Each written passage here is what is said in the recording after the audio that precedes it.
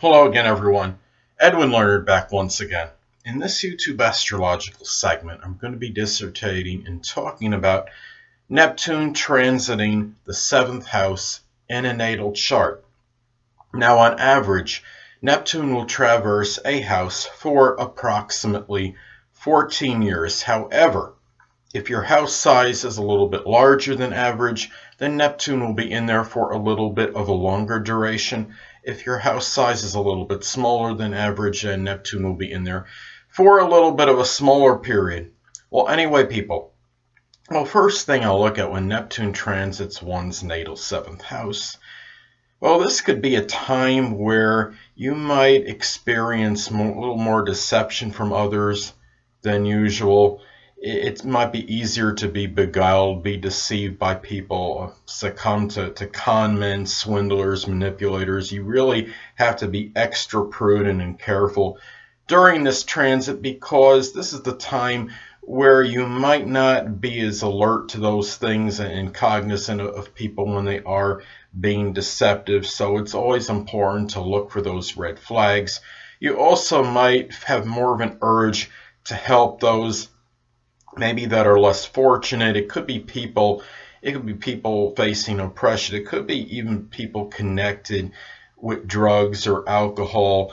And the thing about it is there's nothing wrong with helping those kind of people, but at the same time, don't do it to your detriment, and don't try to take in somebody necessarily that will be to your detriment, that may ultimately wind up robbing you. So, or as an example. So keep in mind too that, okay, the 7th house is also associated with partnerships. So this could be a situation may develop where maybe you embark on some kind of business partnership, something connected with the metaphysical. It could be something in another Neptunian like field, such as photography, filmography. It might be a time where you become a YouTube partner, because Neptune is associated with visual communication and in videography and filmography. So those are some things to look at with this transit. And also keep in mind, if you're unattached during this time and you're seeking a significant other, you might have more of a proclivity to idealize this person and perhaps really strongly overlook transgressions and negatives on this person. It's not that it's not that dreadful to overlook negative qualities of someone, but make sure that's not to your detriment, and you don't want to wind up being with somebody that's just in it for themselves, for example, or somebody that's going to be hurtful to you in some way, shape, or form. So make sure you're seeing people as really who they are, and not what you want them to be and what you want to see in them during this time. And also, the 7th house does govern open enemies or adversaries, and this could be a time where you maybe enemies that come out publicly that you're cognizant of, that are open. They could be people in some Neptunian field. It could be somebody connected with photography, could be astrology, someone in the metaphysical. Maybe it could be a Pisces, or somebody that embodies Pisces-like traits, Neptunian-like qualities, so to speak. It could be that these open enemies could be people that are very deceptive. It could be people that are con men, and people that just flat out like to deceive others. It could be somebody in chemistry.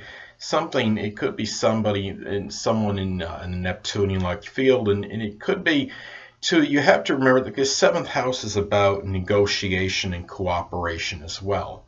So this could be a time where perhaps if you're negotiating something and you're trying to seek some cooperation with a person or individual or group or what have you, it could be a deceptive period. It could be a time where maybe one or more people say, okay, this is good. I'm willing to acquiesce to this. I'm agreeable to this. And then they may back out or contradict themselves, go away from what they said, they were going to agree to. And really, so it's important not to be fooled by these matters at this time. People that are just saying things just to pacify you or appease you during this time, because really, I mean, I have this placement natally, and I have been deceived by others multitude of times. And sadly, I have attracted people that a number of people that were alcoholics and or habitual drug users. It probably, a lot of this is connected with the fact that I think people see me as somebody that's compassionate and likes to help those that are less fortunate and people going through some kind of predicament, and they see that, and that's why I have this propensity, I think, to attract those kind of people toward me. They see me as that rescuer, I think. But anyway, I do have this placement natally, and it can be very difficult, if you have this, I mean, you go through this transit, to really understand really others' character and if they're credible, if they're reputable or not. So really, it's really important during this time to look at this and look at it and understand what this transit's about. And also, the seventh house governs legalities. So I think that the chances would increase of if a lawsuit were to occur, that it would be one that would be of a strong deceptive nature. For example, somebody accusing you of something that you didn't do, something that could be very slanderous and something just to maybe bring you down and make you lose credibility and just to cause an extra headache for you. So, I mean, as an example. So, anyway, it's also important to look at the aspects by this transit to your natal planets and points, if any, during this transit, as this could impact the transit. Let's say, for example, that transiting Neptune is making a square, inconjunct, or opposition to your natal Mercury.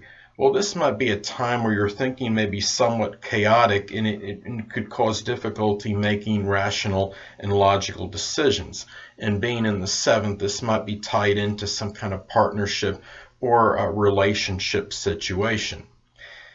Let's take another example. Let's say that transiting Neptune is making a conjunction to your natal Venus. Well, this may indicate something might be you may be unrealistic, perhaps in a connection or association with monetary matters. And being in the seventh, this could be tied in to a business partnership, perhaps.